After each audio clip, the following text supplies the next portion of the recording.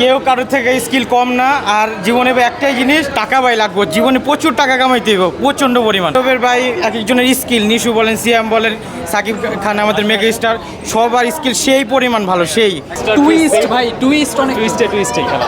অসাধারণ ছিল, সবার অভিনয় একদম অনেক ভালো ছিল। নিশুর অভিনয় তো অনেক ভালো, আমি তো সিয়ামের ফ্যান হয়ে গেছি আজকে। যা সিয়াম অনেক আগে থেকে ইমপ্রুভ হয়েছে, এত অভিনয় ভালো হয়েছে সিয়াম। ইনশাল্লাহ আরো ভালো ভালো মুভি বাংলাদেশে আসবে এই কামনা করি আর কি। তাণ্ডবে সাবিলা নূরও ভালো করছে, খুবই ভালো লাগছে। দেখতেছি। গল্পটা কেমন ছিল? ভালো না? কেমন ছিল ভাই? বলবেন তাণ্ডব কেমন? করা বেস্ট মুভি এবার, বেস্ট লাস্টের টুইস্টের জন্য এই মুভি দেখা উচিত। অসাধারণ, খুবই ভালো, অসাধারণ। 10 আউট অফ 10 লিচু বাগান গান ভালো লেগেছে? Okay, thank you. Waiting for Tandav 2।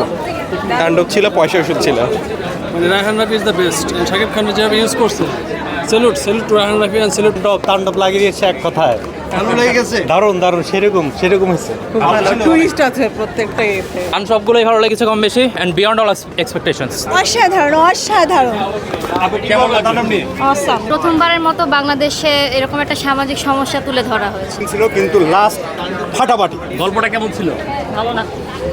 ভাই কি বলবেন? অসাধারণ চমৎকার, ভালো ছিল। অনেক ভালো, উনি যে দেশের জন্য দেখালো অনেক ভালো। ভালো ছিল? এখন বাস্তবমুখী ছবি হওয়া উচিত এখন থেকে। ফার্স্ট টাইম বাংলাদেশে এত ভালো মুভি হয়েছে, আমার এটা মনে হইছে। কোন গানটা বেশি ভালো লাগছে? বললাম ফার্স্ট টাইম আমার মনে হয়েছে যে বাংলাদেশে এত জোস মুভি দেখছি। ঠিক আছে, আমি সত্যি কথা বলে যদি তামিল মুভির ভাইব পাইছি আমি পুরো।